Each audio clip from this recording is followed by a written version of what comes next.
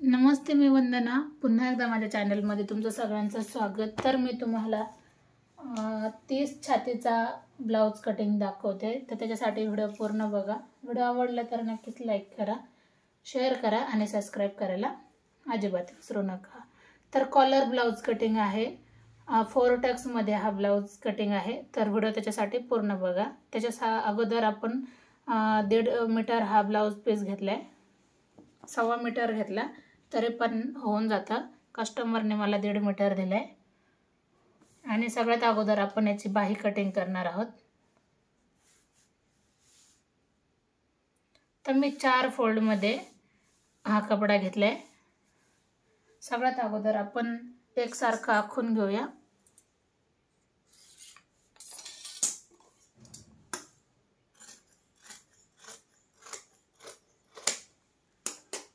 आता ह्या बाहीची लांबी आहे अशी इथपर्यंत. तर आपण सगळ्यात अगोदर बाही किती दिली कस्टमरची, 22 इंच. तर 22 मध्ये आपल्याला 1.5 इंच मिक्स करायचे आहे. आपल्याला इथपासून बरोबर 22 इंचावर एक मार्क करायचा आहे आणि त्याच्यामध्ये आपल्याला 1.5 इंच जास्त घ्यायचं आहे. 1.5 इंच जास्त कशाला घ्यायचं, अर्धा इंच वरती मुडपण्यात जाईल आणि खाली 1 इंच मुडपण्यात जाईल. तर त्याच्यासाठी आपण 1.5 इंच जास्त घेतले. आता समोरच्या बाजूने आपण 3.5 इंच डाऊन करायचं आहे आणि बाहीला आकार देऊन घ्यायचा आहे. आता हा झाला बाहीचा आकार, बरोबर. आता आपल्याला 3.5 इंच हाताचा घेर आहे, 3.5 इंच. तर त्याच्यामध्ये आपल्याला 2 इंच ॲड करायचे आहे आणि ही बाजू आपल्याला वरच्या बाजूला जॉईन करून घ्यायची. तर ही झाली आपली बाही कटिंग.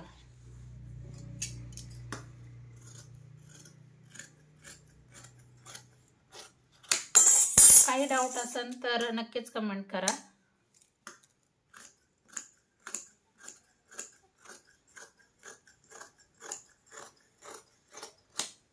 अशा पद्धतीने आपली बाही कटिंग झाली.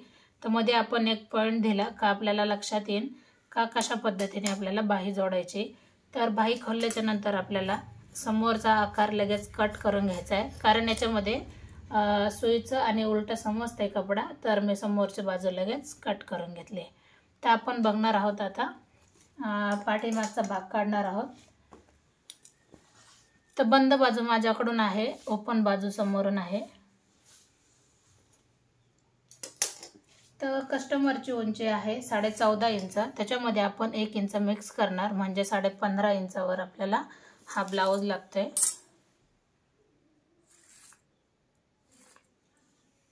शोल्डर आहे 14 इंच. शोल्डरच्या निम्म आपल्याला घ्यायचंय 7 इंच.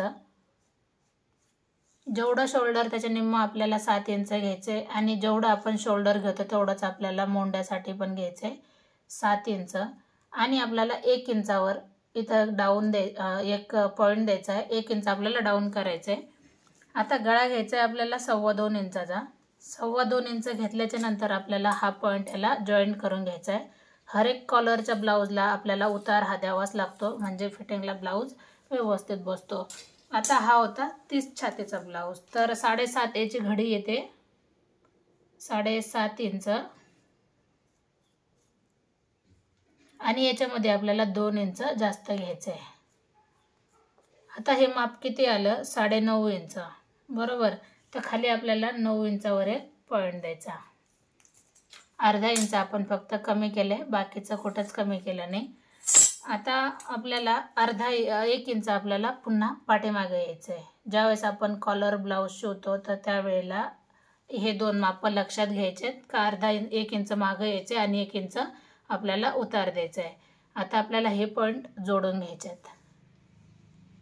आता जोडून घेतल्याच्या नंतर हे माप आलं आपलं 6 इंच. आता याचा आपल्याला निम्म करायचं आहे 3 इंच. आता हे आपल्याला अशा पद्धतीने याला आकार देऊन घ्यायचा आहे, जो आपला 1.5 इंचावर आकार येतो. हे बघा, ह्या लाईनपासून आपण 1.5 इंच घेतले. मी हर एक व्हिडिओमध्ये सांगते पाठीमागच्या मोंड्याला 1.5 इंच हे कंपल्सरी ठेवा. आणि आपल्याला पाठीमागून 1 इंचाचा गळा द्यायचा आहे. कॉलरला जास्त मोठा गळा नसतो, 1 इंचच असतो. तर 1 इंचाचा आपल्याला गळा द्यायचा आहे. आता याला नॉर्मल गोल असा नॉर्मल पद्धतीने आकार देऊन घेतलाय. तर आपण याची करणार आहोत कटिंग. आता हे आपण नंतर कट करू, ज्यावेळेस आपण फ्रंट भाग ठेवतो त्यावेळेला कट करू.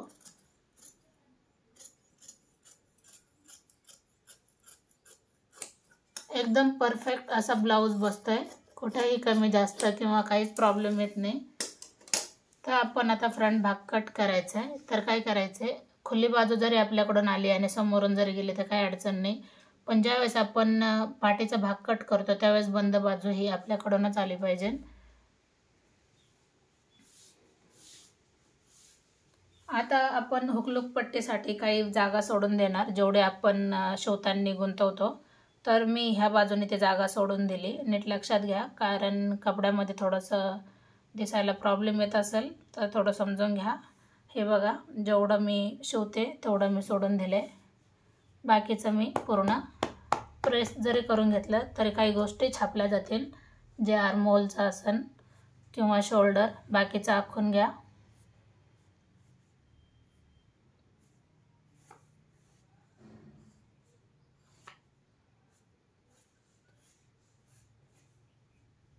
तर अशा पद्धतीने बघा, इथे छापण्यात गेले तर मी आखून घेते. आता आपल्याला 1.5 इंचावर हा आकार दिलाय, तर बाकीचा आकार आपल्याला 1 इंचावर द्यायचा आहे, म्हणजे समोरचा आर्महोल हा निघून जातो. बघा अशा पद्धतीने. आता गळा आपल्याला 2.25 घ्यायचा आहे. समोरचा गळा आहे 6.5 इंच.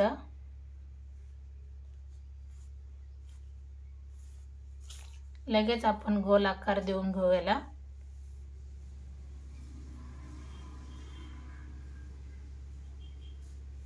आता 1 इंच आपण उतार द्यायचा आहे, जे मी तुम्हाला अगोदर सांगितलेलंच. आता ते मला लक्षात आले, त्याच्यामुळे मग मी हा डायरेक्ट उतार दिलाय. किंवा मग इथपासून शोल्डर इथपर्यंत मोजून पहिल्यासारखे परत माप जरी टाकले तरी काहीच अडचण येत नाही. तर 3.5 इंचावर मी एक टक्स घेते. आपल्याला हा टक्स 1 इंचाचा घ्यायचा आहे. बाकीचा अशा पद्धतीने सिंपल पद्धतीने टक्स घेतले. अशा पद्धतीने हा झाला आपला 4 टक्स ब्लाउज कटिंग.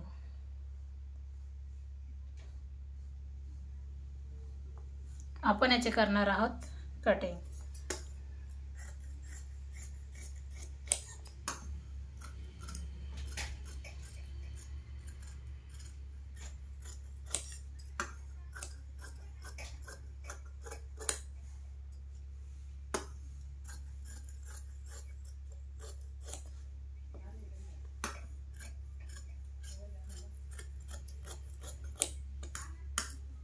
अशा पद्धतीने बघा, 30 साईजचा 4 टक्स ब्लाउज हा कटिंग झालाय. आता हा होता आपला पाठीचा भाग. तर आपण हे कट करण्यासाठी हे कटिंग नव्हतं केलं.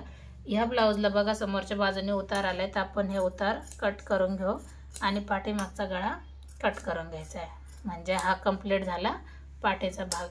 अशा पद्धतीने बघा. तर व्हिडिओ आवडला तर नक्कीच लाईक करा, शेअर करा आणि सबस्क्राईब करायला अजिबात विसरू नका. 30 साईज आहे.